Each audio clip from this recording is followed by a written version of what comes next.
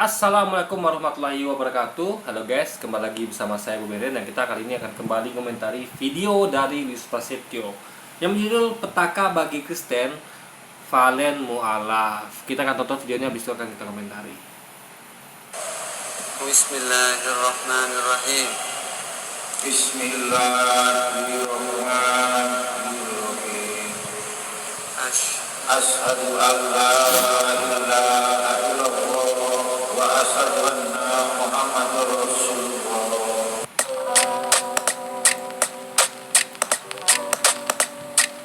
Assalamualaikum, selamat datang kembali di channel ini. Kali ini saya akan membahas soal permualafan lagi, guys.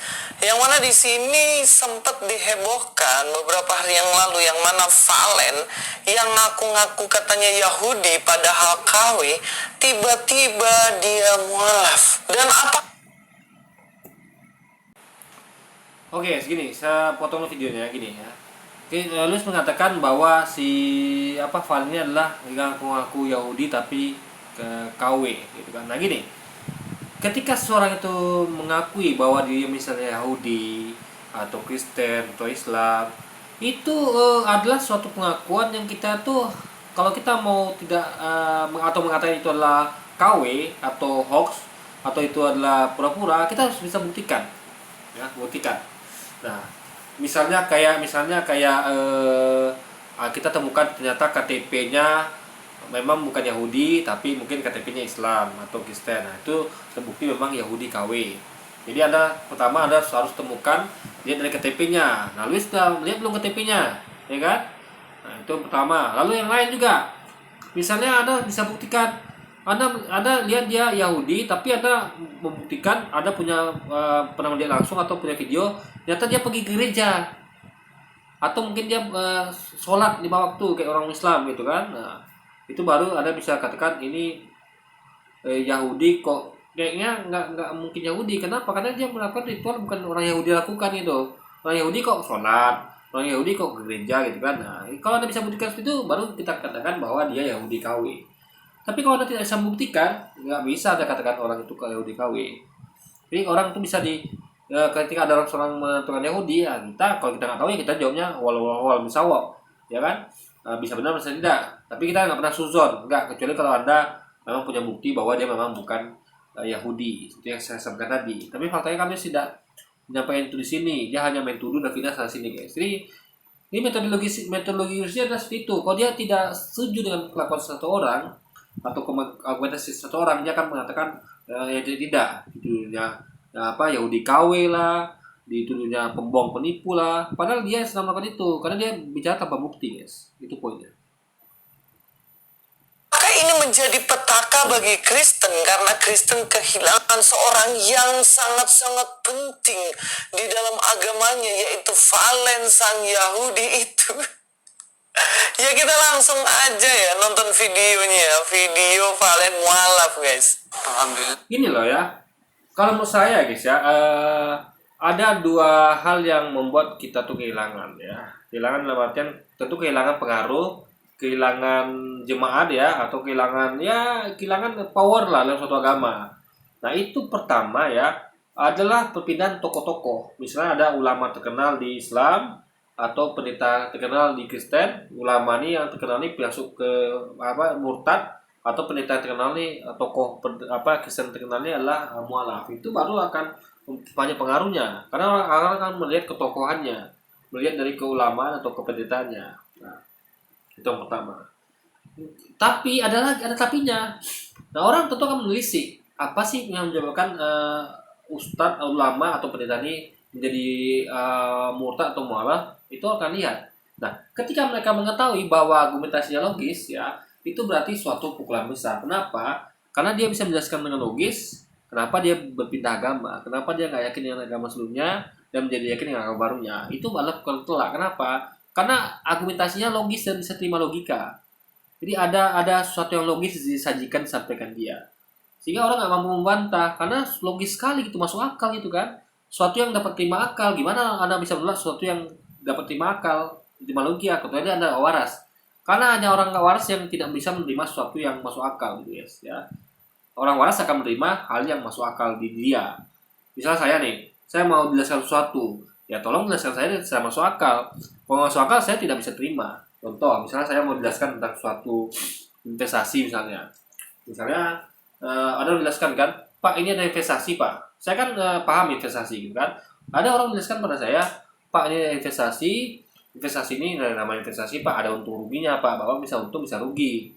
Cuman kita akan usahakan Bapak untung ya. Tapi Bapak juga ada potensi rugi. Jadi dijelaskan mekanisme sama saya. Jadi Pak kita akan tempatkan dana Bapak tuh di saham, deposito segala macam. Nah saya ngerti itu kan.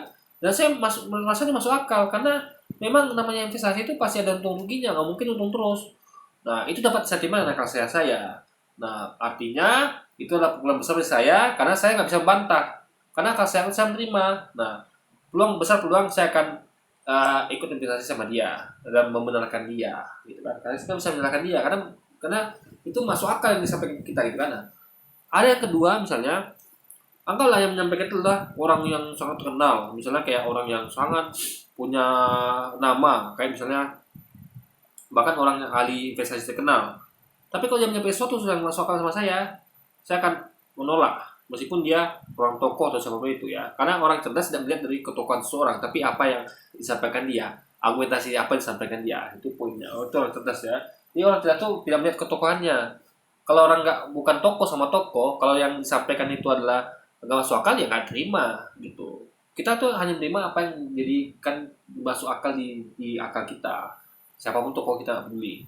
Nah, jadi ada orang yang sangat terkenal sekali, artis misalnya, lalu dia ya mungkin jago investasi gitu kan, tapi dia menyampaikan sesuatu yang nggak masuk akal. Dia bilang gini, saya mau menawarkan ke kamu ini adalah investasi yang selalu untung, nggak pernah rugi, pasti untung, untungnya sekian persen per tahun. Nah saya yang tahu investasi, saya mikir nggak ada investasi yang pasti untung, terus nggak ada ya, nggak ada, bahkan kecuali deposito ya, dan itu pun pasti ada peluang ruginya ketika misalnya deposito itu banknya bangkrut misalnya. Jadi nggak ada jaminan investasi itu pasti untung terus, nggak ada ya. Orang yang ngerti investasi pasti tahu itu. Nggak ada investasi yang pasti untung, nggak ada. Apalagi menjanjikan sejumlah imbalan yang pasti besar lagi ya, itu masuk akal. Jadi menimangnya, misalnya investasinya sehari keuntungannya pasti nih dapat misalnya 10%. Ini nilai dia kan nilai nggak masuk akal ini. Ya, investasi apa bisa segitu? Apalagi ada jaminan nih. Sedangkan saya dagang aja nih, dagang ya, itu saya belum bisa menjamin saya dapat segitu tiap harinya. Kalau lagi sepi gimana? Atau misalnya bangkrut gimana? Ada masalah gimana? Kebakaran segala macam. Nah, jadi akal saya nggak bisa terima. Siapapun dia nyampaikan, walaupun dia tokoh terkenal, ya artis, saya tidak akan menerimanya. Itu orang cerdas ya. Nah, jadi sebenarnya adalah ketika seorang itu mualaf atau murtad, itu yang mengguncang itulah sebenarnya kalau orang cerdas ya. Bagi orang cerdas adalah bukan ketokohannya, bukan keterkenalannya, bukan dia misalnya kayak yang mualaf itu adalah orang yang pendeta terkenal, enggak ya. Itu bagi orang nggak cerdas mungkin itu penting, bagi kita yang cerdas gitu nggak penting. Bagi kita misalnya ada orang yang bukan bukan mualaf nih, bukan dia pendeta terkenal, dia hanya orang biasa, orang Kristen cuma biasa, tapi ketika dia menyampaikan kesaksiannya, kan mualaf itu biasa ada kesaksian. Nah kalau dia begitu masuk akal, itu kita bagi kita tuh akan merupakan suatu pukulan, merupakan suatu keyakinan yang benar, yang kita tuh membuat kita tuh lebih wow gitu dibandingkan pendeta yang mualaf tapi argumentasinya masih gak masuk akal. Misalnya pendeta ini ngaku mimpi ketemu Nabi Muhammad, itu bagi saya guys lebih tinggi harga mualaf yang jemaat biasa ya. Meski begitu dia menyampaikan argumentasi logis, dia sampaikan dalil lalu dia bandingkan, itu menurut saya dan masuk akal. Menurut saya itu lebih lebih meyakinkan, lebih membuat saya tuh mengatakan wow, bisa membuat saya bahkan dari sekitar mata dibandingkan dengan pendeta yang pindah ke Islam hanya gara-gara mimpi. Ini ketika saya misalnya nonton videonya kayak orang kayak ini kan cuma kesaksian, ini kan cuman sadar aja, tapi kan bisa ada video-video mualaf tuh yang memberi kesaksian, itu kan saya nonton guys. Ketika seorang mualaf tuh memberikan kesaksian, saya pengen tahu ini kenapa dia mualaf, saya pengen lihat argumentasi masuk akal apa tidak. Nah ketika dia bahas sudah mulai nih, saya mualaf karena mimpi, nah, itu saya udah menurut saya itu kurang masuk akal gitu. Jadi saya kurang bisa akal saya menerima, bukan saya menolak ya, bukan. Menurut saya ini agak kurang logis argumentasinya. Bukan saya menyalahkan karena mimpi, bukan saya salahkan. Tapi ketika ada orang yang bisa kasih rekomendasi yang jelas, dia sampaikan dalilnya nih, oh bagi saya nggak mungkin, ya, saya ragu Yesus Tuhan kata begini, dalilnya mengatakan sebaliknya, itu saya respect. Jadi ketika dia bisa memberikan rentetan argumentasi yang logis, yang akal saya nggak mau membantah, itu bahkan saya bisa menangis, ya. Saya sangat respect dengan orang ini karena dia pindah dengan cerdas, gitu guys. Jadi kita menghargai kecerdasan orang yang pindah agama itu, bukan karena ketokohannya, enggak. Ya. Ini semakin cerdas dia. Nah, itu yang membuat kita tuh punya bahan untuk memberikan argumentasi. Lihat nih betapa cerdasnya orang ini. Jadi saya lebih suka melihat para mualaf yang cerdas dibandingkan dia merupakan seorang tokoh gitu kan. Jadi kita pun bisa komentari dia. Apa yang kita komentari kalau dia sudah cerdas menyampaikan argumentasinya yang nggak bisa kita bantah. Kalau ada waras ya, cuma kalau ada waras Anda akan bantah itu. Kalau saya nggak bisa bantah. Orang-orang yang memberikan argumentasi yang logis saya nggak bisa bantah dong. Ya kan? Itu karena itu akal saya dan nerima. Nah, mungkin saya bantah sesuatu yang akan saya terima gitu. Nah itu poinnya. Jadi tapi juga banyak orang yang punya ketokohan gitu kan. Nah, tapi bagi orang-orang yang cerdas ya, yang tahu ya, dia akan lebih, bagi saya ya, orang-orang kayak saya ini akan mementingkan argumentasi orang yang pindah agama ini yang menunjukkan kejelasannya dibandingkan ketokohannya guys, gitu loh. Nah, saya kira cukup ya, nggak usah panjang lebar bahwa saudara telah menjadi muslim dan tolong. Ya, itulah sekilas video yang mana Valen dia mualaf dan dia bersahadat disaksikan Manahem Ali dan konco-konconya. Tetapi apakah ini petaka bagi orang Kristen? Jelas tidak sama sekali. Bahkan tidak ngaruh sama sekali. Kenapa? Begini ya, petaka ketika si Valen ini atau para mualaf ini bisa menyampaikan argumentasi dengan logis, ya kan? Kenapa saya jadi mualaf? Disampaikan alasannya dengan dalil, ya kan? Dengan alasan masuk akal. Itu akan merupakan petaka. Kenapa? Ketika orang yang mendengarkan kesaksian itu dan akalnya menerima, dia akan susah untuk tetap di agamanya, susah guys.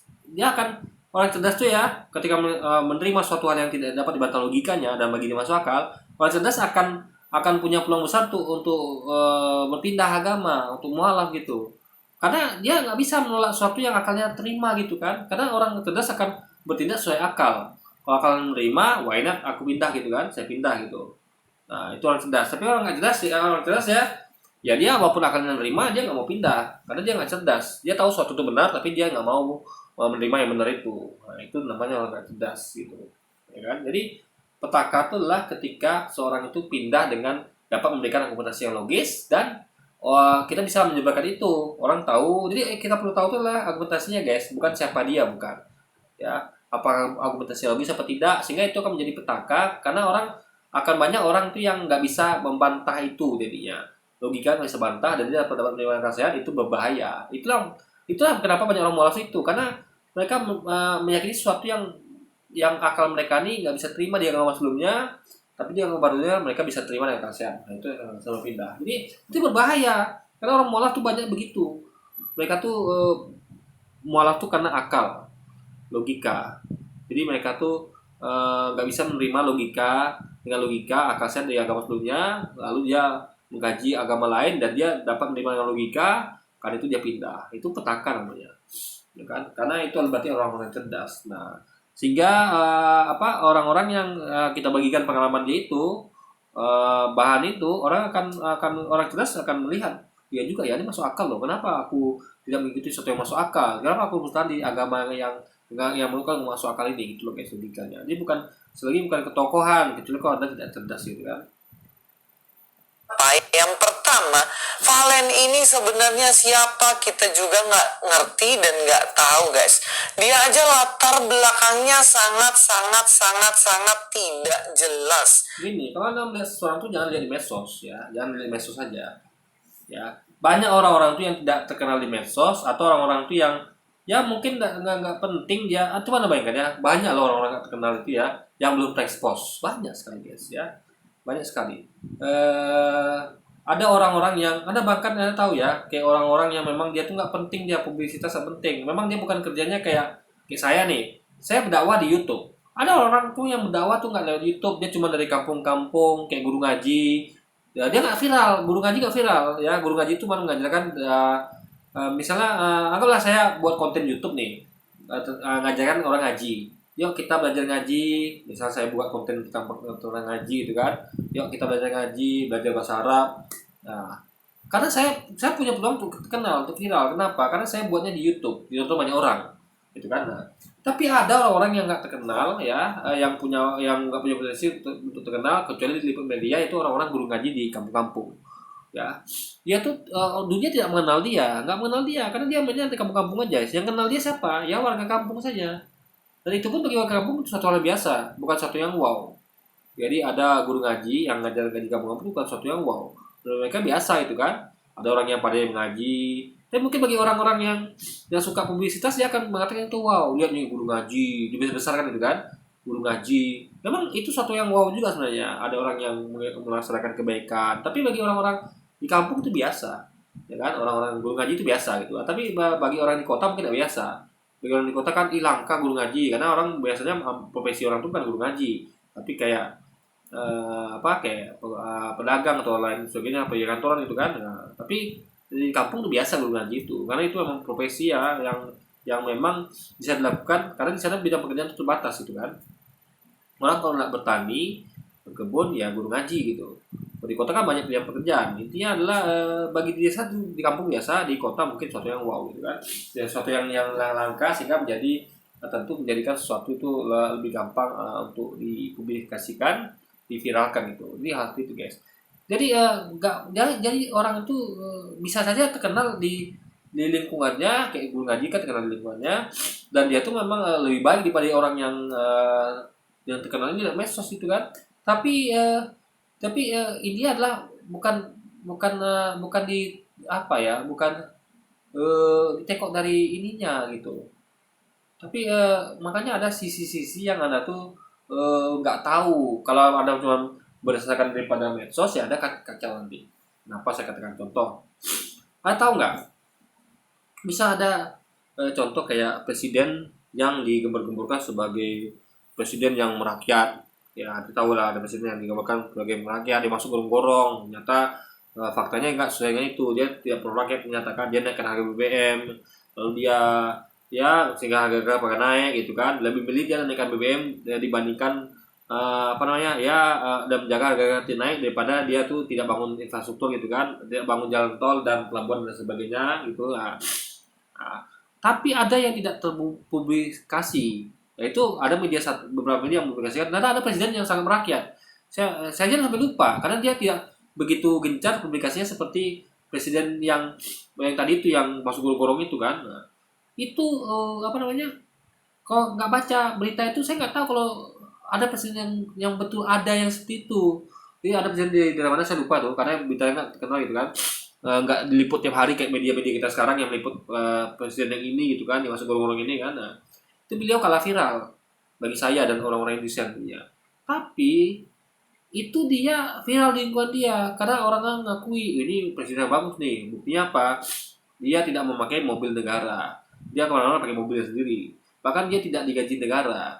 Dia memakai uangnya hasil usahanya sendiri guys gitu. Dia tidak memakan spesial pun uang negara. Nah orang itu dia terkenal di daerah itu, di daerah dia, tapi dia tidak terkenal di media. Jadi kalau Anda patukan media, Anda tidak akan kenal orang ini. Dan Anda akan anggap orang ini nggak ada gitu. Jadi Anda akan anggap presiden masuk gorong-gorong ini yang terkenal dan itu hanya ada itu. Padahal ada yang lain lebih baik dari dia yang tidak terkenal di media. Gitu. Jadi patokannya bukan pada media. Makanya kalau Anda mau tahu siapa seorang, jangan hanya dengan media saja. Nggak semua orang tuh ada di media. Nggak semua orang juga mau buat medsos juga gitu guys. Ada orang tuh yang terkenal tapi dia nggak punya medsos, nggak mau dia medsos-medsosannya, ya nggak penting bagi dia publisitas yang penting. Yang penting dia berbuat baik, bekerja sebaik-baiknya, dan dia memang seorang ahli ya, dia terkenal tapi nggak terkenal di medsos karena dia nggak punya medsos gitu guys gitu. Dan media pun jarang meliput dia karena mungkin yang dikerjakannya itu bukan suatu yang menarik di mata media. Misalnya kayak Anda tahu lah kan, media itu lebih tertarik dengan artis dibandingkan ilmuwan. Misalnya kayak ada orang yang mengerjakan hal yang penting misalnya, tapi dia tuh bukan di dunia hiburan, akan lebih gampang media tuh akan lebih senang memberitakan artis gitu, dunia hiburan. Sehingga orang-orang yang di dunia hiburan itu kan lebih gampang terkenal dibanding orang-orang yang bukan di dunia hiburan. Itu logikanya guys. Nah, jadi ini intinya adalah untuk melihat seseorang itu adalah jangan semerta-merta melihat medsosnya atau media, tapi Anda bisa langsung kenal orangnya langsung gitu. Jadi kita melihat orang tuh intinya adalah nggak pakai satu metode. Jadi nggak bisa pakai satu metode saja, tapi kita bisa menggunakan banyak metode. Yang penting kita tuh memang fair melihat orang ini. Bukan kayak Luis, mentang-mentang di medsos dia nggak terkenal atau orang ini siapa sih, si Valen ini nggak terkenal di medsos atau segala macam, lalu dia lalu katakan ini siapa nih orang gitu. Ya bisa jadi dia terkenalnya di lingkungan dia gitu kan, atau teman-temannya atau gimana gitu kan. Intinya adalah berlaku adilah pada seseorang gitu. Jangan semuanya patokan pada medsos, pada media. Kalau gitu patokan nomor satu yang terkenal adalah artis, kan? Artis pasti akan lebih kenal daripada siapapun gitu guys. Karena artis itu memang di dunia hiburan gitu kan. Nah, itu kunci ya guys, logikanya. Karena ujuk-ujuk dia muncul aja di per-YouTubean, kemudian dia mengaku-ngaku katanya Yahudi, dan kemudian dia bahas-bahas Alkitab, kemudian berdebat. Jadi ada orang itu yang dakwah dia tuh nggak masuk itu, dan dakwah itu dia ya hanya dari mulut ke mulut. Nomor satu itu memang dakwah langsung itu, dakwah langsung. Kayak contoh misalnya, coba anda bayangkan ya kayak coba anda bayangkan para nabi. Para nabi itu mereka dakwah itu mereka tidak punya YouTube, tidak punya belum diberitakan itu guys, ya kan? Nah, mereka nggak terkenal, tapi setelah sekian waktu ada yang tertarik lalu membahas dia gitu kan. Nah, jadi mereka terkenal. Jadi intinya adalah nggak semua orang tuh yang terkenal itu adalah mesti harus lewat medsos, enggak gitu. Dan terkenal itu bukan ukuran dari suatu hal yang merupakan suatu hal yang berhubungan dengan keilmuan, tidak. Ada orang pintar tuh yang tidak terkenal, nah, dan juga ada orang yang bahkan yang pintar terkenal juga guys, ada. Jadi pintar atau keilmuan seorang itu bukan ditentukan dari apakah dia terkenal atau tidak gitu kan. Karena faktanya seperti kata tadi ya, ada orang yang sangat pintar nggak terkenal, tapi ada orang yang nggak pintar tapi terkenal gitu guys. Itu adalah suatu hal yang relatif gitu kan. Dan lawan debatnya sendiri Nandar yang penuh dengan tipu muslihat. Jadi kalau kita Dia katakan Nandar penuh tipu muslihat. Itu saya bahas di konten saya. Saya justru membuktikan bahwa Luis ini yang penuh tipu muslihat, bukan Nandar. Karena dia sering memfitnah Nandar yang tidak. Nandar dikatakan begini, begitu, juga para lain. Dan saya buktikan di konten saya, di komentar, saya komentari bahwa itu nggak benar. Dan saya bisa buktikan di video itu. Anda bisa nonton video saya yang di situ membahas ketika Luis itu memfitnah, menghujat, menunjuk, melabeli orang itu sebagai pembohong dan penipu. Itu sudah saya buktikan, itu sebenarnya Luis yang melakukan itu, bukan orang yang difitnahnya guys. Jadi itu betul bukti itu hanya fitnah Luis, dan terbukti justru Luis lah yang melakukan itu sebenarnya, tipu-tipu dan bohong-bohong guys. Maaf ya, saya masih agak flu nih, jadi masih agak kurang fit lah gitu kan dalam menyampaikan materi guys. lihat ini sebenarnya orang siapa? Tokoh Yahudi kagak, tokoh Kristen kagak, tokoh Islam kagak, dan kagak ada yang ngerti ini orang dari mana. Jadi kuncinya adalah bukan ketokohan ya. Orang cerdas akan menilai dari argumentasi, apa disampaikan, bukan ketokohannya. Ya. Jadi apa yang keluar dari lisan seorang itu lebih penting dibandingkan dari ketokohannya. Ya, orang cerdas akan menilai dari apa yang dikeluarkan dari lisan gitu. Ya kan? Bukan dari siapa dia. Karena banyak orang di tokoh itu bukan karena kepintaran, ada guys, banyak guys. Orang ditokohkan bukan karena kepintaran, bukan karena kecerdasan, banyak sekali. Ya kan? Orang ditokohkan. Contoh kayak Anda tahu kayak orang yang terkenal ya, tokoh komunis ya, Pol Pot. Itu terkenal sekali tuh. Tapi terkenal dia bukan karena kecerdasan, tapi karena membantai banyak orang Vietnam gitu kan. Atau misalnya kayak ya tahu lah yang Anda akui sebagai buruk tuh, misalnya kayak Hitler, kayak Stalin, itu kan terkenal, atau Dina Aidit, tapi bukan karena kecerdasannya, tapi karena kejahatannya gitu guys. Jadi intinya adalah orang cerdas akan melihat dari argumentasinya gitu kan. Ini meskipun Anda tahu nggak, misalnya ada orang bijak dari misalnya gini, saya ketemu dengan orang bijak. Nah, saya tahu orang bijak ini bukan siapa-siapa, saya nggak kenal dia. Tapi ketika dia menyampaikan sesuatu yang wow gitu kan, yang masuk akal, yang dapat saya bantah dengan logika saya nggak bisa bantah dan logika saya menerima, saya akan katakan wow, meskipun dia bukan siapa-siapa.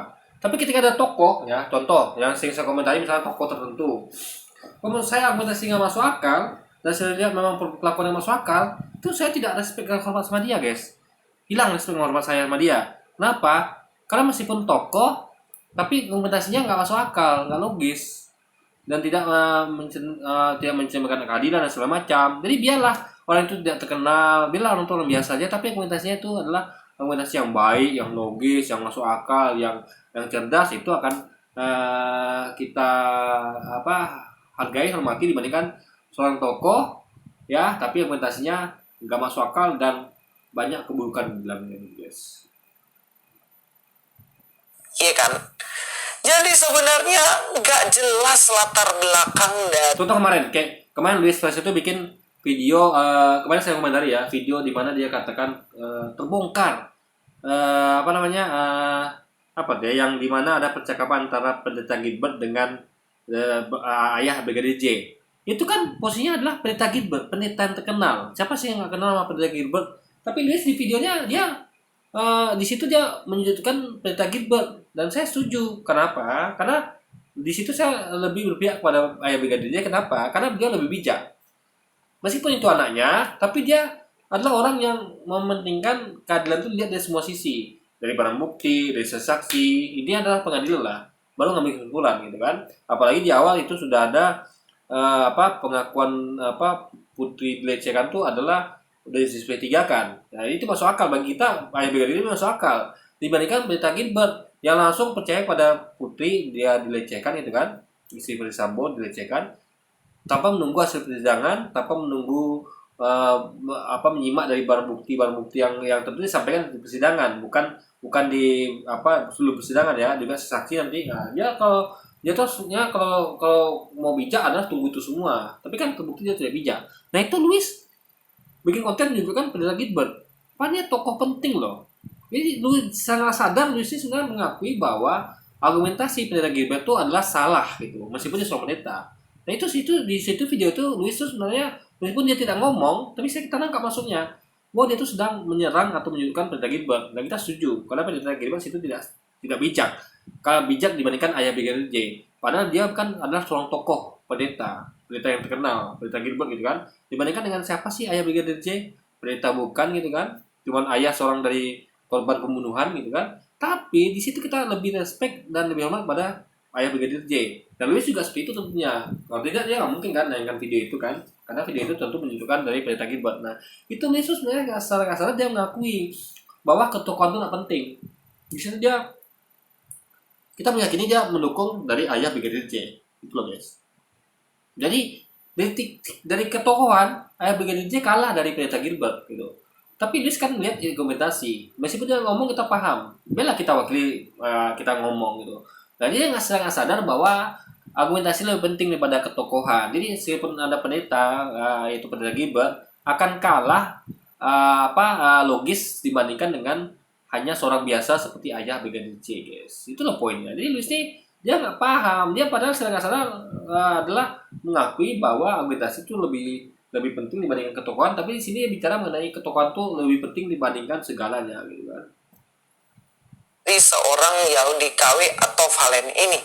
Bahkan ketika dia masuk ke dalam room debat waktu saya debat, kemudian dia masuk juga, dia mencoba membela-bela ada orang yang menyampaikan konten-konten ya tentang dakwah, tentang perbedaan agama tuh nggak pernah debat.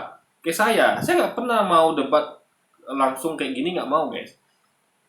Kecuali debatnya memang kayak langsung. Kalau di sini kan susah saya debat. Kenapa? Masalah waktu, kendala perangkat. Saya hanya punya HP ini. Jadi gimana saya mau live streaming atau mau debat live itu kan susah. Nah, saya lebih milih debat itu biasanya saya tuh ketemu langsung. Memang saya punya waktu itu saya mau. Tapi saya lebih karena memang kayak terbatas dalam hal waktu guys, sehingga saya lebih mementingkan dakwah seperti ini gitu kan. Yang penting sekarang ini adu argumentasi siapa yang lebih logis, argumentasi saya apa orang-orang ini gitu. Itu bagi saya lebih penting. Makanya saya mau menyampaikan hal-hal yang argumentatif yang logis gitu, sehingga itu bisa menjadi senjata saya untuk meyakinkan orang-orang agar lebih percaya saya pada orang-orang seperti Louis Prasetyo. Jadi adu-aduan siapa argumentasi yang logis dan siapa yang argumentasi tidak logis, ya situ poinnya, ya kan. contohnya Islam gitu, sehingga latar belakangnya orang ini sebenarnya dari mana, muka-muka juga nggak ada, muka-muka Asia Timur Tengah dan lain-lain, Asia Timur Tengah, muka Timur Tengah nggak ada, nggak. Iya, orang yang punya suatu kepercayaan itu bukan dilihat dari suku, ya sekali lagi ya. Jadi jangan mentang-mentang dia bukan orang Timur Tengah lalu dia bukan orang Yahudi, nggak begitu. Ya, Anda bayangkan loh ya, kayak orang kulit hitam misalnya, orang Afrika. Itu ya ada yang beragama Islam, ada yang beragama Kristen, ya kan, ada bahkan ada yang Buddha, ada yang Hindu juga. Kita tuh bukan lihat dari suku dan warna kulit, enggak. Ya. Jadi guys ya, orang tuh bebas milih agama kan. Ada nggak orang melarang? Oh, kamu bukan dari suku Yahudi, nggak boleh beragama Yahudi, kan tidak begitu gitu loh. Atau kamu bukan orang Italia, kamu nggak boleh beragama Kristen, nggak begitu. Nah, orang bebas milih gitu loh. Jadi menentukan orang tuh orang Yahudi apa bukan dari sukunya, bukan dari rasnya. Gitu loh guys. Kayak orang kita udah tahu deh, orang Jawa tuh kan biasanya Islam, ya kan? Itu orang Aceh misalnya kan Islam. Tapi kalau ada orang Aceh Yahudi atau orang Aceh Kristen, itu bukan berarti dia nipu, bukan. Yang kita itu bukan dia tuh suku mana, tapi dari apa yang dikerjakan, apa yang dia yakini. Gitu loh guys logikanya. Jadi jangan melihat suatu agama tuh dari suku ya. Oh, orang ini bukan suku Timur Tengah berarti bukan Yahudi, bukan begitu logikanya. Ada sama sekali, tiba-tiba ngaku keturunan Yahudi, mukanya Jawa banget ini kuliah. Lalu masalah keturunan ya, jangan lupa ya. Orang itu ya, kalau dia sudah, nama Anda tahu nggak keturunan?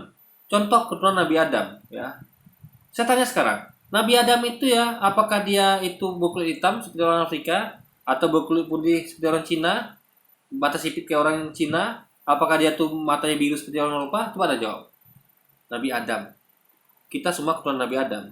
Tapi meskipun keturunan Nabi Adam, nggak semua orang kita sama. Ada yang kulitnya putih, ada yang kulit hitam, ada yang matanya sipit, ada yang matanya biru, ada yang matanya hitam, ada yang matanya coklat, ada yang punya pirang, ada yang punya hitam, ada yang punya macam-macam lagi, ada yang punya keriting, ada yang ikan, lurus.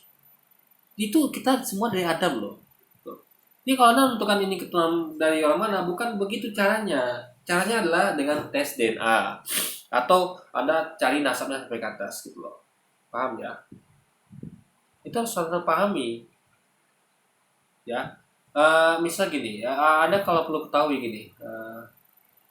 Anda bayangkan ya, saya punya kakek. Kakek saya ini punya adik laki-laki. Adik laki-laki ini nikah sama perempuan Cina di Padang. Kakek saya orang Jawa, ya, orang Jawa, ya, adiknya tuh orang Jawa, darah Jawa, nikah sama orang Cina perempuan di Padang, Cina Padang. Anaknya Anda tahu, anaknya Cina semua. Padahal kalau dari garis keturunan harusnya mereka orang Jawa dari pihak bapak. Tapi kenapa anaknya jadi mirip ibunya semua orang Cina? Coba. Lalu misalnya kakek saya mengklaim nih bahwa kalau lihat dari garis keturunan mereka itu kan ikut laki-laki, harusnya mereka orang Jawa. Tapi orang kan heran, mana orang Jawa itu orang Cina kok? Gimana coba jawabnya coba. Makanya harusnya diadakan tes DNA untuk membuktikan bahwa bapaknya memang orang Jawa, yaitu adik kakek saya gitu guys. Gak bisa, jadi orang tuh gak bisa melihat sesuatu tuh dari itu. Ini bukan karena kecuali kalau dia katakan saya adalah orangnya langsung, misalnya saya adalah anggap kita tahu misalnya kayak siapa lah, kayak Xi Jinping itu orang Cina, tahu kita. Nah tiba-tiba ada orang ngaku sebagai Xi Jinping, ya kan? Memang masalah itu memang cirinya Xi Jinping memang Cina banget gitu kan, memang Cina banget gitu. Nah lalu ada orang ngaku Xi Jinping, lalu kita lihat bukan orang Cina, itu baru oke. Karena memang bukan ngomong keturunan, tapi beda kalau kita ngomong tentang anak keturunan Xi Jinping. Bisa jadi Xi Jinping nikah sama orang Afrika, tiba-tiba anaknya di kulit hitam itu kan. Nah, jadi misalnya keturunan Xi Jinping aku, saya adalah keturunan Xi Jinping, tapi kok hitam? Ya berarti mungkin dia ibunya adalah orang Afrika gitu kan. Nah, jadi beda bicara mengenai keturunan dengan orang yang langsung gitu. Nah, jadi kalau Louis pakai logika ini ya, maka harusnya Nabi Adam itu ya keturunannya nggak ada tuh yang kulit putih, kulit hitam, beda-beda nggak ada. Soalnya kan sama semuanya. Kalau itu kulit hitam semuanya, tapi kan tidak. Kita aja berbeda-beda. Jadi sekali lagi guys ya, menentukan suatu apa itu bukan dari sukunya. Suatu orang agama apa bukan dari sukunya, ya. Atau misalnya menentukan orang keturunan bukan dari wajahnya, bukan. Karena ada percampuran di situ, ya. Penyempuran. Jadi bukan sama seperti apa ya? Kayak ayam. Ayam sama ayam hasilnya akan ayam. Bukan sama seperti itu, ya. Tapi ini adalah misal percampuran antara ayam kampung dengan ayam ras. Ayam kampung kawin sama ayam ras. Atau misalnya kucing Persia kawin sama kucing apa ya? Kucing Bandung misalnya atau kucing apa gitu. Wah. Jadi anaknya kan beda gitu, hasil persilangan gitu. Jadi harus paham ya. Jadi ini adalah sebenarnya kalau Luis ini mau cerdas dia tidak akan sampai nggak paham dengan hal begini dan seterusnya. Ini buktikan bahwa tingkat kecerdasannya amat sangat rendah, guys. Kan? Yang kedua, keyahudian dari Valen ini sendiri yang ngakuin itu kan konco-konconya sendiri. Yang ngakuin dia adalah dari Yahudi dan lain-lain kan sebenarnya Nandar dan teman-teman. Begini guys ya, ada tahu pengakuan. Ada pengakuan tuh memang disampaikan, ada yang tidak. Bukan berarti ada orang yang ngaku dia nggak mengakui. Ada pengakuan tuh yang nggak perlu diomongin. Contoh kayak saya adalah seorang Muslim. Apa perlu pengakuan di semua orang? Ya kan? Orang bapak saya mengatakan anak saya Muslim gitu, nggak perlu. Atau ibu saya atau istri anak saya, bapak saya Muslim kan nggak perlu. Lalu sebut konten kan, inilah pengakuan dari teman saya, dari semua kenal saya Muslim, kan nggak begitu, ya kan? Ini pengakuan itu bukanlah suatu patokan, ya nggak, bukan suatu patokan. Kecuali kalau misalnya saya fitnah, saya bukan Muslim, lalu karena kepentingan untuk pembelaan terhadap fitnah itu, saya buat konten, saya akan cari sebanyak mungkin orang untuk membela saya dan mengatakan saya adalah seorang Muslim. Saya akan kumpulkan bukti-bukti, saya saksi. Itu namanya saksi guys ya. Kalau orang-orang itu namanya saksi. Itu baru. Tapi kalau nggak ada kepentingan kayak Valen ini ngapain coba? Dia membuat video pengakuan orang dia itu bahwa dia itu memang Yahudi. Itu apa coba? Dia kan bukan cari sensasi dia. Ya kan? Dia bukan orang yang bukan sedang cari sensasi gitu. Kayak lu sini, ya coba. Coba cari pengakuan dia ini memang Kristen pendeta. Kan nggak banyak guys, 1-2 juga. Ya kan? Nah, kenapa? Karena dia Lucy mungkin bukan dari sensasi gitu. Mungkin tapi ketika dia dituduh mungkin ya, kamu bukan orang Kristen pasti mungkin bukan pasti ya, mungkin dia akan buat video seperti itu. Dia akan mencari sensasi untuk mengatakan bahwa dia memang Kristen. Jadi dia adalah bukan tengok dari pengakuannya, tapi kalau Anda tuh harusnya cek langsung. Tanyakan kepada orang yang belum mengaku, benar nggak dia ini? Gitu loh logikanya. Sama kayak polisi. Polisi itu ya ketika mereka memiliki suatu kasus, misalnya benar nggak orang melakukan kejahatan, itu dia nggak nunggu pengakuan, nggak, ya misalnya gini nih, oh kamu memang kamu memang pengedar narkoba ya, dia nggak bakal nunggu pengakuan dari teman-teman pengedar narkoba nih atau dari teman-temannya, nggak bakal, dia bakal lidiki langsung, tanyakan langsung kan, atau langsung didalami, ini benar nggak pengedar narkoba gitu. Ini nggak nunggu pengakuan guys, polisi nggak bekerja dengan cara seperti itu, karena pengakuan tuh kadang-kadang didapat dengan cara kita usaha sendiri gitu. Kalau ada orang tuh yang mau dengan sukarela memberikan pengakuan, apa juga penting bagi dia. Kecuali kalau memang ada kebutuhan atau kepentingan, misalnya untuk membuktikan atau membela diri, karena orang ini terus difitnah seperti itu, oke. Tapi kan kalau dalam hal normal kan tidak, apa sih kepentingan orang tuh mengaku-ngaku itu kan, atau memberikan pengakuan pada orang lain itu kan, itu tidak, itu bukanlah suatu hal yang masuk akal gitu guys, gitu loh logikanya.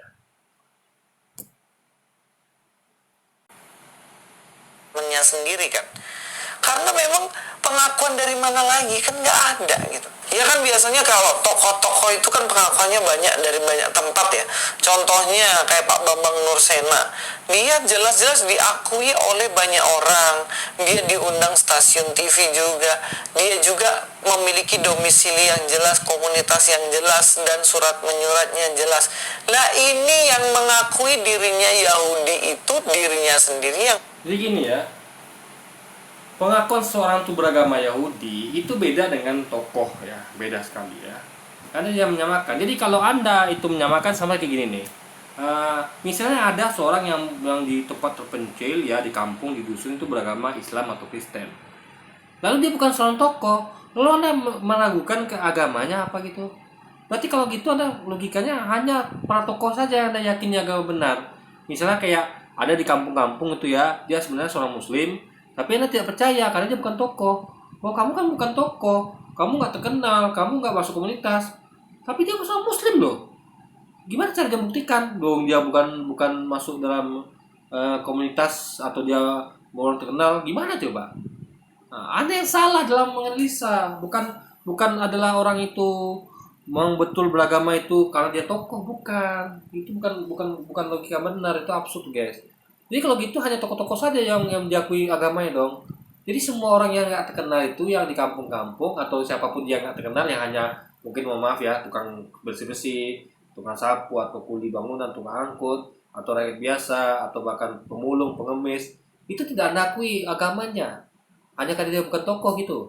Lalu tiba-tiba bahkan ada tokoh yang bohong guys ya, tokoh yang dia mengatakan agamanya ini padahal bukan, atau tokoh yang berbohong lah, nggak usah ngomong agama dia. Lalu ada yakini dia nggak bohong gitu, dia jujur karena dia tokoh gitu. Kan bukan begitu memandang seorang tuh jujur atau nggak jujur atau memang beragama itu tuh bukan dari ketokohannya, bukan ya. Itu yang perlu Luis pahami.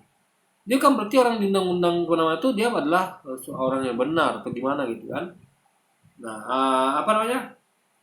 Ada juga orang yang pura-pura misalnya kayak Den Aidit. Den Aidit itu kan orang terkenal itu, tokoh komunis ya. Siapa sih nggak kenal sama Aidit itu kan? Tapi dia kalau orang cuma nengok media, dia korpor di mana-mana adalah katakan kami Pancasila, aku Pancasila. Ya kan? Itu dia tuh ngaku-ngakukan Pancasila, menyanjung Pancasila. Faktanya dia mau mengganti ideologi Pancasila yang komunis. Ya, karena dia melakukan tindakan yang tidak mempertimbangkan Pancasila. Contohnya kayak pertama Kepulauan Mesa. Bagi Mesa orang yang bertuar itu membunuh dengan keji para jenderal di mana mereka. Ya kan? Memintakan untuk membunuh para jenderal. Bagaimana bisa itu orang yang bertuar seperti itu? Tapi dia mengakui awal aku Pancasila. Di mana-mana dia ngakukan seperti itu. Nah, apa Anda percaya karena dia seorang tokoh dia memang seorang yang Pancasilais? Kan tidak begitu guys. Jadi itu adalah bukan seorang tokoh gitu. Lalu ada orang di kampung yang dia tuh sangat Pancasilais tapi dia nggak pernah ngomong gitu. Dia nggak pernah terkenal. Nggak orang atau siapa dia, tapi dia melakukan perbuatan yang Pancasilais. Contoh dia Muslim yang taat atau dia Kristen yang taat, dia memang menjalankan perintah Tuhan yang Maha Esa ini. Lalu dia memang menjalankan manusia dan adil berada, dia memang menjaga persatuan Indonesia. Dan dia juga orang yang adil. Itu kan orang Pancasilais, tapi dia bukan tokoh, bukan terkenal gitu. Jadi Anda kalau logika seperti dia kan lebih percaya pada Aidit, padahal itu jelas bukan orang yang Pancasilais, justru orang yang hendak mengganti ideologi Pancasila menjadi komunis dibandingkan orang yang betul-betul Pancasilais yang desa yang hanya karena dia nggak terkenal gitu guys. Bilang aku adalah Yahudi, dan kemudian yang mengakui juga teman-temannya yang nggak jelas itu Inandar, Aristu, Filipus, Kristian, dan juga masih. Jadi apa alasan dia mengatakan itu nggak jelas? Jadi sekarang kan dia jelas itu. Orang jelas nggak jelas itu bukan tentukan dari situ, bukan ya. Ingat itu. Anda bisa membuktikan bahwa dia bukan Yahudi, itu poinnya. Itu baru statement Anda itu bertanggung jawab. Argumentasi Anda itu bertanggung jawab. Bukan asal tuduh dan fitnah. Orang yang mau dibilang kredibel, yang mau dianggap kredibel itu harus menunjukkan bukti. Bukan yang mengatakan tunjuk sini itu nggak kredibel, itu siapa sih, bukan gitu caranya kan. Bukan metodologinya, bukan tunjuk sana sini ya, bukan. Berarti dulu sini nggak tanggung jawab ya, nggak bertanggung jawab. Metodologinya adalah metodologi sampah. Cuman label sana sini, tunjuk sana sini, itu siapa, itu tukang bohong, tukang tipu. Padahal dia yang melakukan hal itu, padahal kan dia bekerja tanpa metodologi. Saya nggak pernah mau nuduh orang tuh macam-macam, mengatakan ini tuh lalu saya temukan bukti. Contoh kayak Luis, saya nggak pernah mempertanyakan dia pendeta apa bukan, saya nggak pernah, karena saya nggak punya bukti itu. Atau dia seorang Kristen apa bukan, saya nggak punya bukti itu. Tapi kalau dia tidak cerdas, saya bisa buktikan. Dari mana? Dari argumentasinya. Karena kejelasan seorang itu bisa dinilai dari argumentasi yang keluar dari lisannya. Itu lisan itu ya bukti dari kejelasan Anda, karena lisan itu keluar dari isi kepala Anda gitu kan. Nah, makanya kalau kita melihat orang cerdas nggak jelas, ya nilai saja komentar apa pendapatnya gitu kan, argumentasinya kan. Nah, makanya itu bisa dinilai gitu. Jadi kita hanya bisa menilai tingkat kecerdasan seseorang, tapi kita nggak bisa menilai apa dia benar agama itu atau dia itu memang benar jabatan itu guys, itu loh, tanpa melakukan investigasi lebih jauh. Tapi kalau untuk tingkat kecerdasan kita bisa menilai dari argumentasi seseorang guys. Nah, makanya saya hanya bicara mengenai hal-hal tentang argumentasi saja yang saya bisa nilai, itu tingkat kecerdasan seseorang dan bukan agamanya apa atau dia sebagai apa gitu guys. Ada konco-konco yang lain, mualaf-mualaf disebutin semua ya. Terutama juga Pak Tan. Pak Tan siapa namanya ya? Saya lupa ya. Agustan. Agak lupa juga. Tapi mereka aja yang ngakuin bahwa Valen ini sebenarnya kan Yahudi kan. Dia juga masuk di komunitas mana sebenarnya kan nggak ada informasi. Ya saya tanya ya, apa pentingnya pengakuan semua orang? Katanya ya. Apa kepentingan orang itu untuk ngasih pengakuan? Coba. Oke, saya seorang muslim. Apa pentingnya keluarga saya memberitahu dunia bahwa saya muslim? Apa? Coba. Urgensinya apa gitu loh. Ya kan? Apa perlu saya sebagai seorang muslim wajib keluarga saya, semua yang kenal saya tuh menyampaikan ramai-ramai di media, woi, kami semua ada keluarga Bobby, kami semua ada teman-teman Bobby, kami teman SD Bobby, teman SMP Bobby, teman kerja Bobby, kami semua mengakui Bobby Islam. Coba dia seorang muslim, apa urgensinya, apa kepentingannya, apa namanya nih, apa ininya, coba. Kan bukan begitu metodologinya kan Luis ya. Harus ada pengakuan di banyak orang dulu, kan nggak begitu metodologinya. Ada orang-orang yang tidak punya urgensi atau kepentingan untuk menyampaikan pengakuan itu gitu loh. Ini menentukan seorang itu memang seperti itu bukan dari pengakuan orang-orang, bukan ya. Bukan itu patokannya, bukan itu guys. Yang jelas. Karena beberapa waktu yang lalu saya juga pernah membahas Juga mengenai komunitas, ingat ya. Nggak semua orang itu mau bergabung ke komunitas ya. Kayak saya nggak punya komunitas. Meskipun saya berdakwah di YouTube seperti ini, meskipun saya tuh ikut debat di forum debat ya, kayak di Facebook segala macam, saya nggak pernah ikut komunitas. Kenapa? Berarti saya pengen mainnya solo, ingat ya. Saya mainnya solo, saya dakwah solo gitu. Ya kan? Nah, jadi bukan berarti saya tuh bukan seorang muslim dan bukan berarti saya tuh orang yang nggak ngerti tentang perbedaan agama, enggak. Jadi misalnya kayak gini, contoh kayak Anda tahu ada pemain bola ya, pemain bola tuh yang pemain bintang tapi dia nggak mau masuk kayak organisasi pemain tuh ada. Bagi dia mungkin belum penting, tapi bukan berarti dia nggak pandai bola atau dia bukan orang kompeten di main bola, nggak mesti. Atau misalnya kayak para pengusaha, kan nggak semua orang pengusaha itu tergabung dalam asosiasi pengusaha gitu kan. Juga kayak misalnya kayak orang-orang apa lah gitu kan, nggak semua orang tergabung dalam komunitas tertentu. Misalnya kayak ada orang penggemar kayak saya penggemar motor Yamaha Force One. Anda tahu ya Yamaha Force One itu ya motor keluaran tahun 2005. Saya penggemar Force One guys, saya dulu beli Force One. Tapi saya nggak pernah tergabung dalam komunitas Force One. Bukan berarti saya nggak punya Force One dan bukan berarti saya itu bukan penggemar Force One, bukan begitu ya. Intinya adalah bukan ditentukan dari apakah Anda ikut komunitas. Ini jangan paksa orang. Oh, kalau Anda mau diakui Anda harus ikut komunitas, Anda harus tokoh, nggak begitu caranya guys. Jadi kalau begitu caranya, berarti Anda sedang melakukan metodologi pemaksaan ya. Jadi nggak semua orang itu bisa terpaksa untuk masuk komunitas. Kalau dia nggak masuk komunitas, selalu ada dia bukan merupakan agama itu gitu. Itu nggak bisa guys. Saya tanya sekarang ya. Ada komunitas Islam di Indonesia tuh ada Muhammadiyah, ada NU, ada Persis, ada Persis segala macamnya. Lalu banyak orang Islam tuh yang tidak ikut satupun organisasi komunitas itu guys. Banyak guys. Ya kan? Ada orang tuh yang Islam tuh ya nggak tergabung dalam komunitas apapun. Ke saya deh. Saya meskipun saya itu cinta NU, Muhammadiyah, Persis, semua umat Islam yang termasuk FPI, tapi saya tidak tergabung ke komunitas itu. Lalu apakah itu menjadi bukti saya bukan Islam? Kan nggak begitu logikanya. Jadi jangan paksa orang tuh harus tergabung dalam komunitas baru diakui bahwa dia memang beragama itu. Enggak guys, seperti itu metodologinya. Jadi Anda tidak cerdas di sini dalam melihat suatu hal gitu kan. soal surat pernyataan dari orang-orang komunitas Yahudi yang ada di Indonesia. Mereka berkata bahwa tidak ada satupun dalam komunitas itu Valen termasuk anggotanya. Nggak ada sama sekali.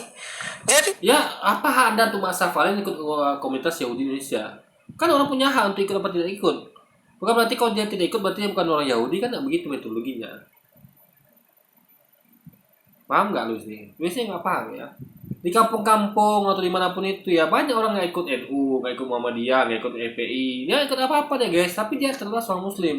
Buktinya apa? Lihat KTP-nya. Bukti apa? Dia sholat 5 waktu, dia zakat, puasa dan segala macamnya. Jadi bisa harus paham ya, orang itu beragama tertentu bukan dilihat dia apakah dia ikut komunitas tertentu atau dia tokoh, bukan itu menilai orang itu beragama apa tidak, bukan itu Luis. Itu surat resmi yang dikeluarkan oleh pengurus dari orang-orang Yahudi yang ada di Indonesia. Dan Valen pun nggak diakui dalam surat itu. Jadi sebenarnya Valen nggak diakui dalam surat itu sebagai komunitas itu, bukan sebagai orang Yahudinya ya. Valen itu tidak diakui sebagai orang yang gabung di komunitas itu, paham ya?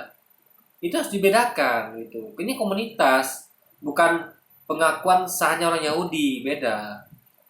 Paham nggak? Ada orang yang misal gini deh, kayak kayak ASN, Polri, TNI. Ada sama masuk dari anggota TNI Polri, ada di ASN ada sahnya gitu. Meskipun dia nggak ikut komunitasnya, misalnya kalau Polri itu ada komunitasnya, Komunitas Polisi Indonesia. Nah, dia polisi tapi nggak ikut komunitas itu nggak ada masalah, bukan berarti dia nggak polisi. Yang penting kan adalah eh, sahnya. Nah itu kalau kita ngomong institusi resmi. Kalau agama kan bukan institusi resmi, nggak ada kayak polisi kayak TNI kan, Tentara Nasional Indonesia kan nggak ada, agama nasional Indonesia kan nggak ada, yang ada cuma TNI Nasional Indonesia atau polisi polisi lah gitu, kepolisian Indonesia kan ada, agama Indonesia kan nggak ada guys gitu loh, atau Islam Indonesia kan nggak ada. Jadi agama itu adalah bukan sama kayak PNS atau TNI Polri, enggak. Sahnya itu tergantung dari sahadatnya, tergantung kepercayaan di hati. Bahkan kalau ngomong kepercayaan di hati, orang nggak pernah tahu nih orang ini Yahudi, apakah dia ateis, Islam atau Kristen, karena dia hanya mengakui dalam hati, punya keyakinan dalam hati, nggak pernah mau mengikrarkan gitu. Paham ya? Ada orang yang dia tuh kayak ateis, dia nggak sholat, nggak ini, orang nggak tahu agamanya apa, dia nggak pernah mau ikrarkan saya ateis. Nah, di mana kita tahu? Nggak tahu kita, karena cuma hatinya mengakui saya ateis, saya percaya Tuhan gitu kan.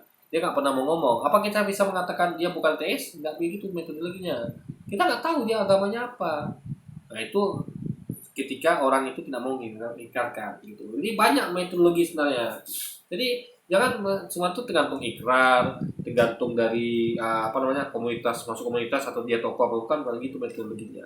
Bahkan orang-orang yang beriman pada suatu agama itu bahkan mereka cuma meyakini dalam hati, tanpa mau gabung komunitas tertentu, tanpa mau jadi tokoh, tanpa mau jadi kenal, atau tanpa mau mengikrarkannya guys. Cukup dia tuh rasa ini keyakinannya antara aku dan Tuhan aja yang tahu gitu, atau hanya aku aja yang tahu, ngapain kalian tahu gitu kan. Nah, jadi lu harus cerdas dalam hal ini gitu kan. Nggak harus orang tuh tokoh, nggak harus ikut komunitas gitu kan. Nah, untuk menentukan seorang tuh beragama apa. belakang Anda ini dari mana, Mas Valen? Dan kita nggak ada yang ngerti sama sekali. Ya, kalau begini tidak salah dong. Saya berasumsi, saya curiga, Kan betul kan? Dia berasumsi curiga.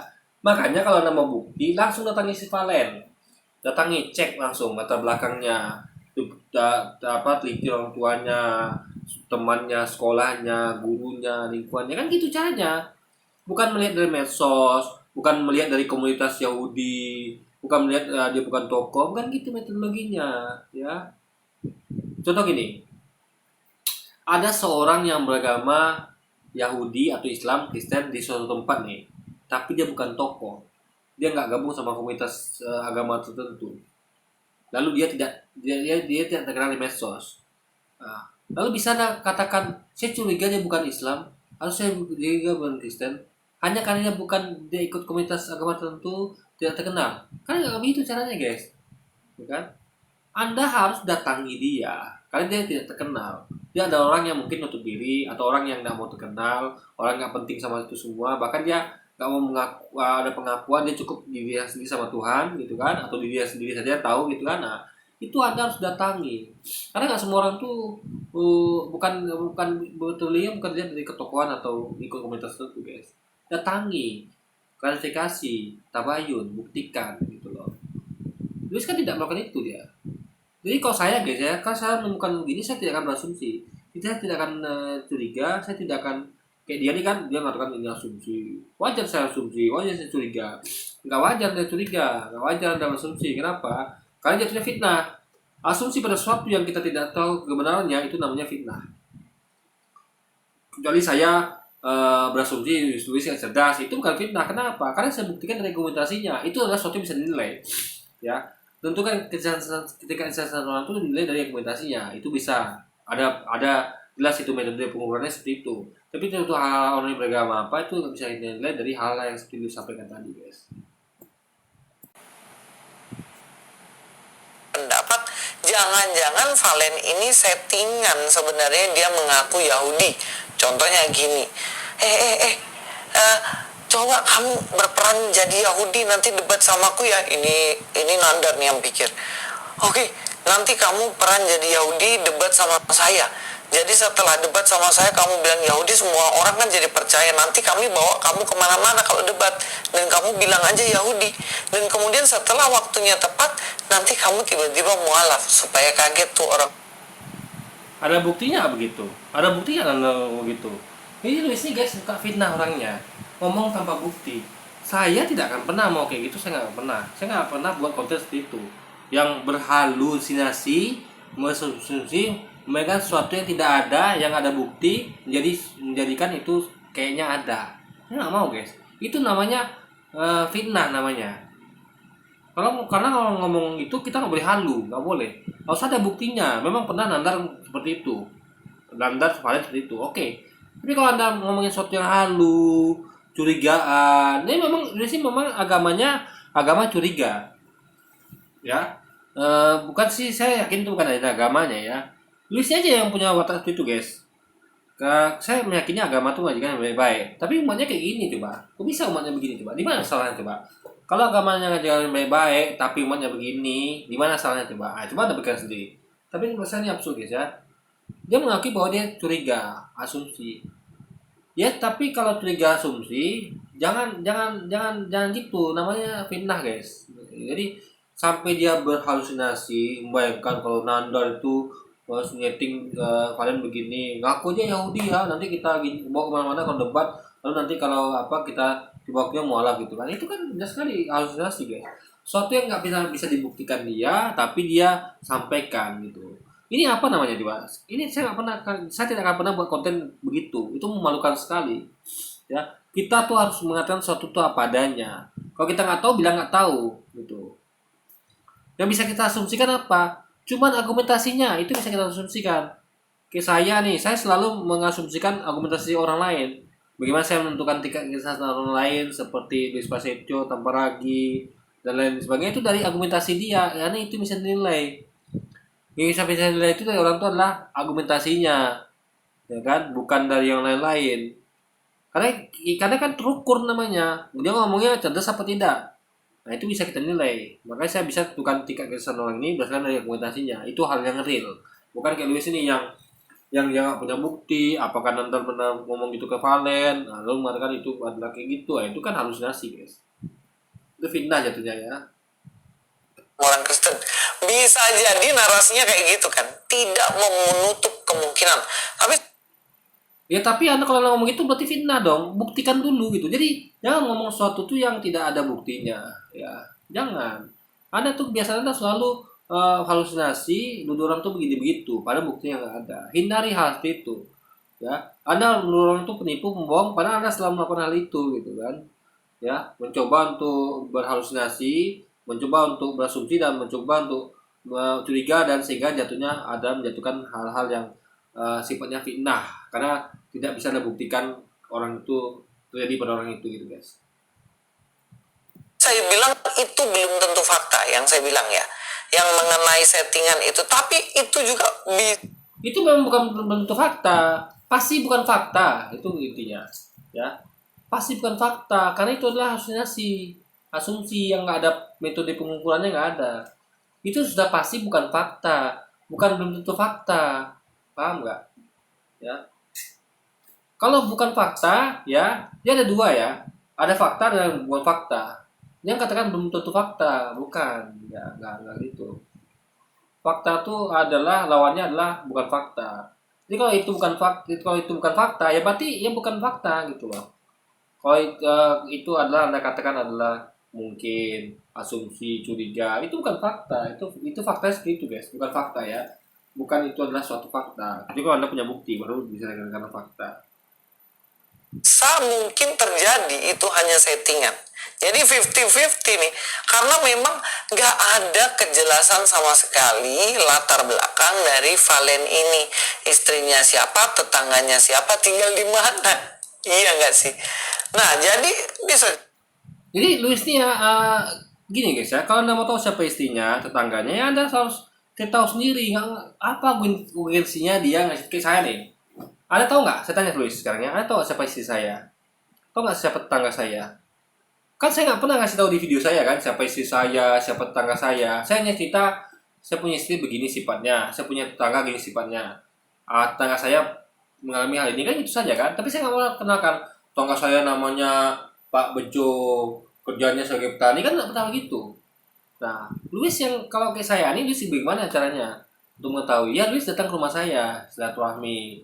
Oh, Bobby, kerjanya apa, Bob?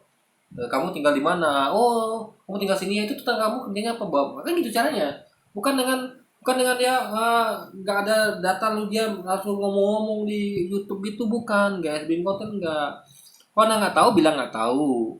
Ya, kayak saya sama Valen, saya nggak tahu Valen siapa, karena saya juga nggak tahu tetangganya atau keluarganya, karena saya nggak pernah datang ke rumahnya. Ya, kalau karena medsos ya itu bukan salah dia. Ya kan, masa orang dipaksa semuanya harus ke medsos lalu kasih tahu keluarga saya ini, tetangga saya ini, kan nggak begitu caranya guys. Jadi kalau Anda nggak tahu, ya cari tahu. Nggak ada medsos ya datang ke rumahnya gitu loh.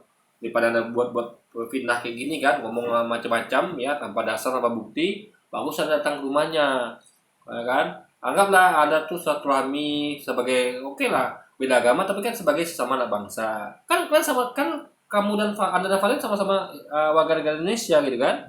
Suatu saat kalau Indonesia serang kan kita harus bersatu, dan kita memang harus bersatu sebenarnya sebagai satu bangsa bukan satu agama ya. Jadi nggak mesti diserang juga sebenarnya, tapi kenapa Anda tidak melakukan itu dan Anda memilih untuk halusinasi lalu nuduh orang macam-macam, curiga lalu fitnah dan asumsi. Ya memang asumsi itu kan tanpa bukti ya, berarti fitnah jatuhnya guys. Asumsi tanpa bukti itu fitnah. Tapi ketika saya berasumsi bahwa Luis ini adalah nggak cerdas, itu saya bisa buktikan itu bukan fitnah. Kenapa? Asumsi saya berdasarkan dari ada pengukurannya, yaitu argumentasi Luis sendiri gitu guys. Itu loh. Kita bisa menilai dari tingkat kecerdasan orang, bisa dari mana argumentasinya. Tapi saya bisa menilai orang ini siapa tetangganya, keluarganya, apakah dia benar seorang ini dari medsosnya atau dari apakah dia terkenal atau tidak, bukan gitu guys. Itu beda sekali ya. Atau dari argumentasinya bahkan tidak bisa. Bukan gitu caranya. Jadi itu mungkin settingan, dan kemudian ya udahlah akhirnya dia mualaf, dan inilah orang Yahudi karena dia Yahudi dan dia pintar dan dia cerdas makanya dia mualaf. Tapi ada hal yang mencurigakan guys, yang mana waktu itu saya berdebat dan kemudian saya tanya, Valen, kamu kalau memang Yahudi, coba yang di Kidung Agung itu benar Nabi Muhammad atau sebenarnya itu bukan kalau dari sudut pandang Yahudi? Dan dia jawabnya yaitu sebenarnya terserah orang Islam menafsirkan itu, dan itu dia mengatakan bahwa saya menghormati Nabi Muhammad. Nah, sekarang pertanyaannya, emang ada dalam pemikiran orang Yahudi yang seperti itu? Orang Yahudi yang tulen 1000% pasti dia... Itu Pak Luis nggak tahu ya. Kalau Anda lihat orang Yahudi, itu nggak semuanya beragama Yahudi, Luis. Ada beragama Kristen, ada beragama Islam. Paham nggak Luis nih? Nggak semua orang Yahudi itu beragama Yahudi, gitu loh. Paham nggak nih? Jadi seakan-akan dia mengatakan bahwa orang Yahudi semuanya itu pasti beragama Yahudi. Nggak. Ada cek ya sensus Yahudi, itu ada yang beragama Islam, ada yang beragama Kristen. Dan kita nggak untuk kemungkinan, mungkin juga ada orang Yahudi yang beragama Hindu atau Buddha, atau bahkan tidak beragama gitu kan. Intinya adalah suku itu tidak menentukan dia itu Yahudi apa bukan. Kayak suku Jawa, bukan berarti meskipun mereka suku Jawa Islam ya, bukan berarti nggak ada suku Jawa tuh yang bukan Islam, bukan gitu logikanya. Nah, jadi sama kayak orang Yahudi ya, orang Yahudi sekalipun ya, ada orang-orang Yahudi itu yang kayak menghormati kepercayaan orang lain gitu, ya kan? Kayak dia menghormati kepercayaan orang Islam kan? Apa salahnya di situ coba? Berarti dia adalah Yahudi yang toleran gitu. Nah, masa Anda mau menganggap semua Yahudi nggak toleran, yang tidak menghargai, menghormati kepercayaan orang lain, lalu menyerang, oh kamu sesat itu semua. Dalam artian boleh sih ngakui sesat, tapi kan nggak perlu juga gembor-gembor gitu kan. Ya kita tinggal mengatakan, ya saya hormati dari kepercayaan orang Islam misalnya.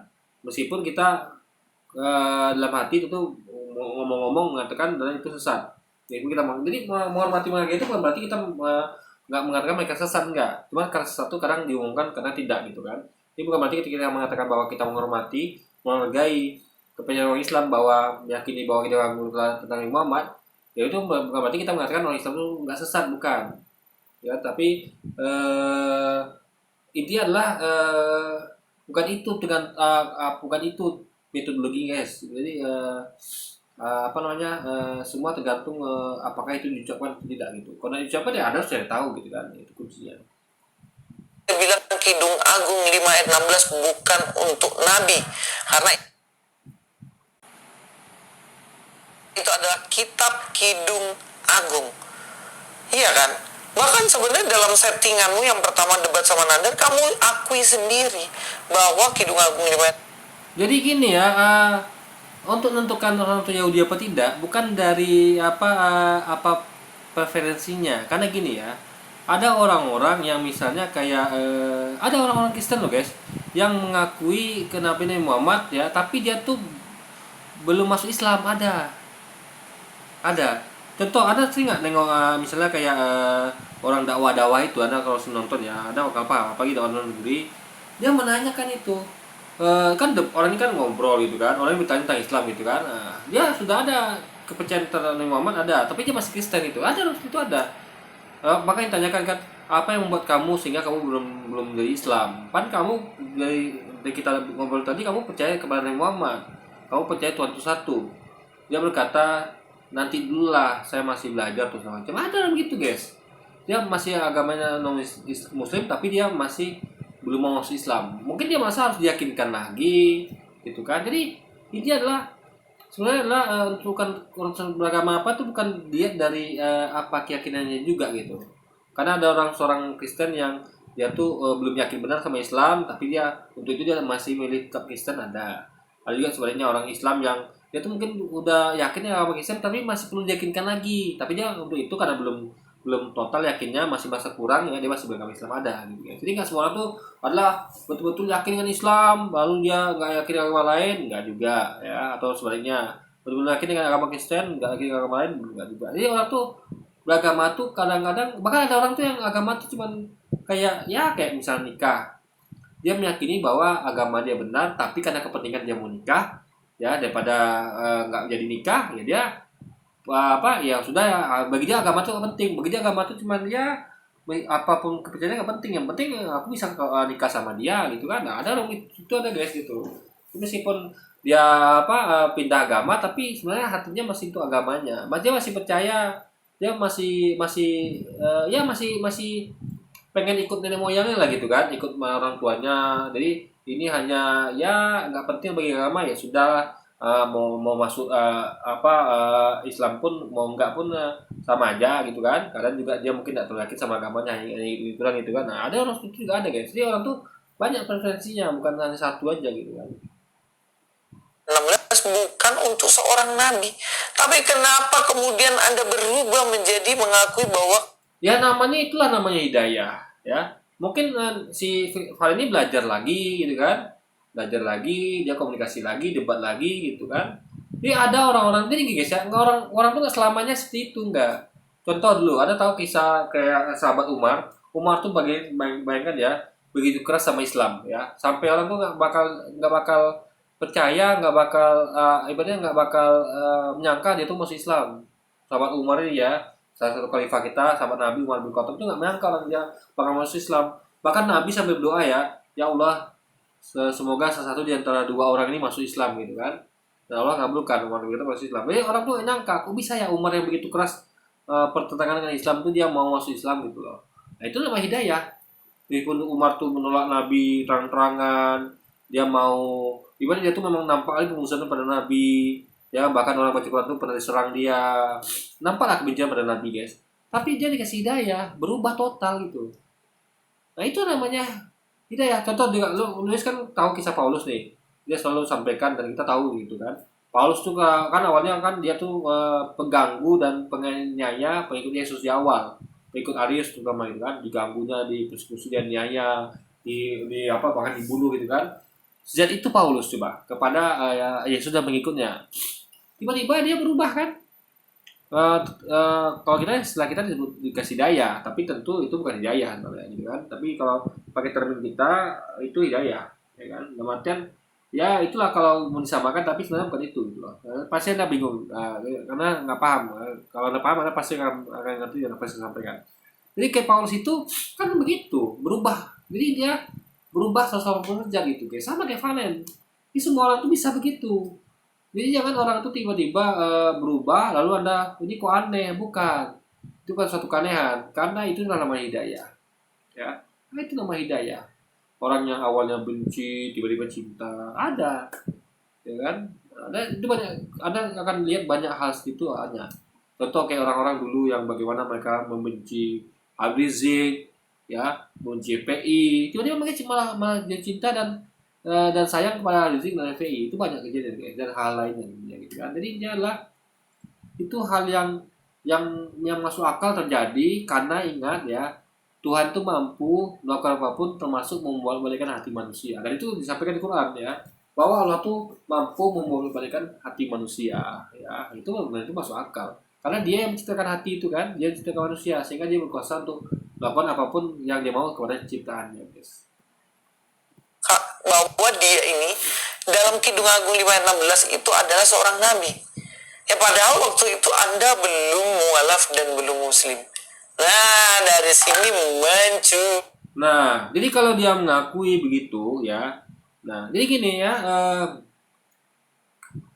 ada suatu hal yang membuat dia tuh yakin tapi belum cukup kuat untuk membuat dia mualaf. Jadi sinyalnya udah ada, dia tuh mau mualaf udah ada guys. Ya, paham ya? Cuma belum cukup kuat. Misal gini nih, misal kayak saya mau, misal saya adalah praktisi olahraga karate. Nah, saya meskipun saya praktisi olahraga karate, nggak semua orang tuh kan yang kayak misalnya kayak harusnya dia tuh eh, menganggap bela diri lain tuh sampah, kan nggak semuanya. Misal kayak gini nih, ketika saya membandingkan dengan taekwondo, ternyata ada di bagian taekwondo yang saya yakini lebih baik daripada karate. Contoh, kalau sepertinya kalau pertarungan apa yang di luar apa yang membutuhkan ruangan yang lapang luas itu kayaknya taekwondo lebih berhasil. Karena jangkauannya logikanya lebih jauh, karena dia pakai tendangan gitu kan. Karena dia pakai tendangan, karena tahu kaki itu lebih panjang daripada tangan. Sementara karate kan meskipun ada tendangannya, tapi biasanya mereka nggak selincah atau seperti taekwondo yang sampai tendangannya terbang sampai lompat sejauh mungkin gitu kan. Nah, karate kan nggak sampai kayak gitu. Gerakannya lebih kaku dan lebih pendek, lebih short move gitu kan, dibandingkan taekwondo sampai tendangan terbang, tendangan bola balik segala macam. Nah, saya yakin ada hal yang lebih baik di taekwondo, yaitu dia lebih jauh jangkauannya.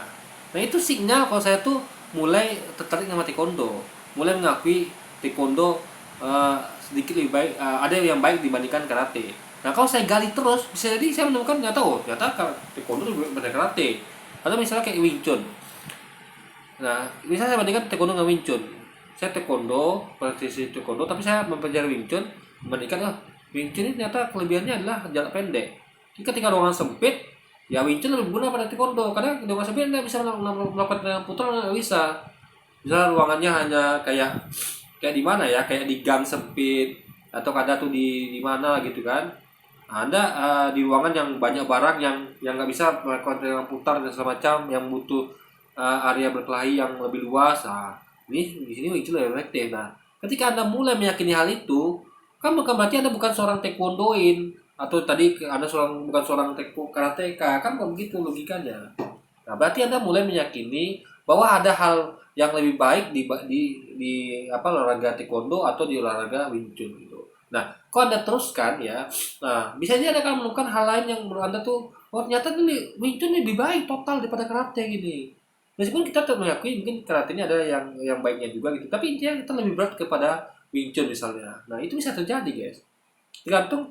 Jadi nggak mesti seorang karateka tuh semuanya ya itu meyakini bahwa taekwondo tuh nggak ada benernya sama sekali atau sampah enggak. Ada juga meyakini seperti itu.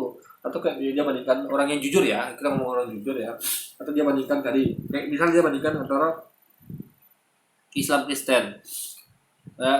Dia mengakui ini adalah nabi ya, tapi belum cukup kuat bagi dia untuk pindah agama. Mungkin dia masih meyakini ya ini sih memang Nabi Muhammad, tapi dia mungkin masih melihat ya, bahwa kok Nabi Muhammad suka perang ya. Dia belum paham hal itu kan. Kok Nabi Muhammad itu istrinya banyak ya. Kok Nabi Muhammad itu nikahin di bawah umur ya. Kok Nabi Muhammad itu adalah kayak seperti itu gitu ya. Jadi ada suatu hal yang membuat dia tuh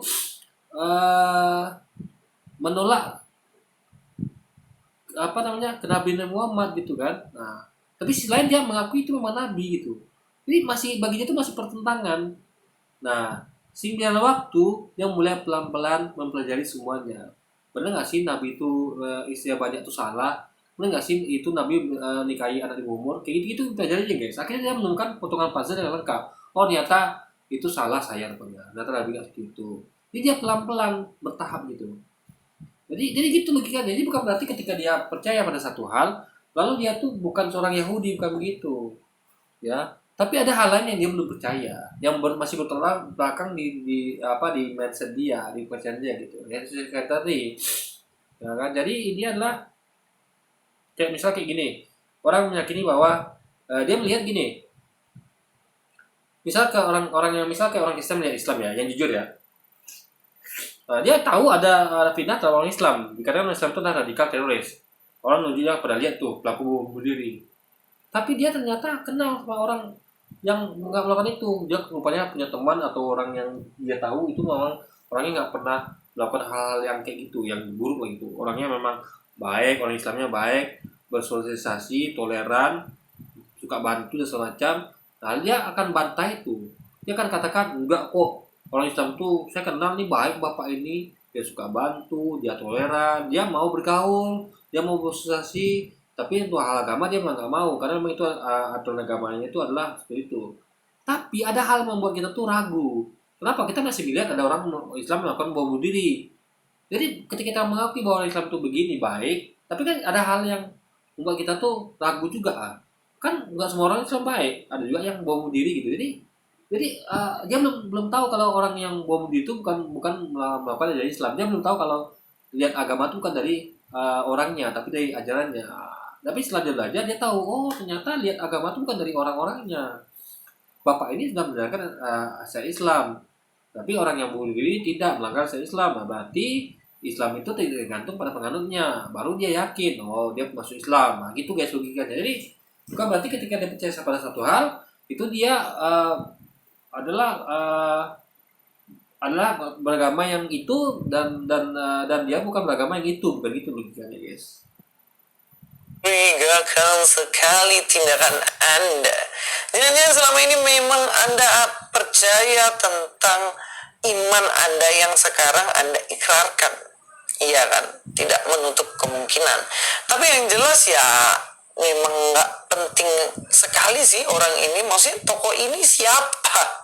Tapi memang akhir-akhir ini kita tahu ya bagaimana. Ya kalau nggak penting kenapa Anda bahas gitu kan? Jadi Lucy adalah orang yang munafik. Nggak penting dibahas gitu. Nah, bagi saya ya, bahas-bahas ini penting guys. Gini loh, bagi saya adalah argumentasi itu penting. Tapi Lucy nggak penting. Bagi saya Lucy nggak penting. Bagi saya yang penting argumentasinya. Maka saya fokus pada argumentasi, bukan fokus pada Lucy-nya. Saya nggak perlu disuruh pendeta, mau dia tuh Kristen, mau dia tuh apa, enggak. Yang saya penting adalah argumentasinya. Yang saya nilai adalah argumentasinya.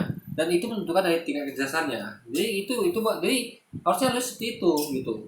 Bukan karena ngomongin siapa nih nggak penting tapi dibahas gitu kan. Ini kan dibahas, jadi kan si Vincentnya nih, bukan argumentasinya. Vincentnya kan. Nah, jadi kalau dia soalnya gak munafik. Kalau memang dianggap Vincent nggak penting, Valen nggak penting ya jangan dibahas. Tapi Valen dia bahas kan, itu artinya sebenarnya saya rasa dia mengakui bahwa si Valen ini penting bagi dia guys. Maka dia sampai mau rela bikin konten untuk bahasnya gitu kan. Ini sama misalnya gini, bagi saya Lucy nggak penting gitu kan. Nah, jadi kalau Luis itu nggak penting, saya tidak akan bahas dia. Tapi tapi yang penting bagi saya argumentasi dia, gitu loh. Nah, kalau dia tidak punya argumentasi ini, misalnya dia tuh Luis itu adalah seorang pendeta, lalu dia seorang Kristen, tapi dia tidak pernah menghina Islam, menghina ulama, menghina mualaf. Bagi saya nggak penting dia. Misal dia cuma pendeta saja, cuma Kristen saja, ya saya tidak akan pernah bahas dia. Tapi saya bahas argumentasinya ketika dia mulai masuk ke ranah memfitnah, menghujat agama Islam, para ulama, nabi, mualaf. Baru saya penting bagi saya yaitu argumentasinya. Luisnya nggak penting bagi saya. Karena buktinya kalau dia berhenti buat argumentasi seperti ini, buat konten ini, hanya kontennya tuh adalah tentang Kristen saja, itu saya tidak akan komentarin dia lagi. Karena bagi saya dia nggak penting. Nah, itu baru namanya konsisten, guys. Tapi kalau ini kan tidak gitu kan. Kayak Valen ini dia katakan nggak penting Valen, tapi dia bahas juga si Valen. Itu berarti dia munafik namanya. Mana cara cepet cari subscriber, cara cepet jadi cari followers, terkenal dan lain-lain adalah dengan menjadikan dirinya seorang mualaf, kemudian menjelek-jelekkan Kristen, followersnya pasti banyak. Lihat aja tuh si Nandar, Agustan, Mualaf Channel, HMC, semuanya itu jelek-jelekin Kristen dan followersnya meningkat secara drastis. Enggak juga. Saya ini bahas Kristen. Follower saya berapa sih? Subscriber saya masih 2000. Pas saya sudah mengomentari tentang Kristen ini guys sejak tahun berapa itu? Udah lama sekali. Udah sejak tahun 2014 mungkin. Ya kan? Tapi segini aja subscriber saya gitu kan. Video saya bahkan lebih banyak pada Luis. Ya. Video saya tuh udah hampir 3000-an. Mungkin kalah, para mualafnya kalah dengan video saya gitu. Ya kan? Ini adalah bukan itu patokannya Luis ya, bukan itu patokannya. Jadi kita tuh nggak pernah tahu ya, ada hal lain misalnya kayak kualitas argumentasinya. Bukan berarti argumentasi saya tidak berkualitas ya. Mungkin cara penyampaian saya masih kurang karena banyak juga orang kritik saya ya.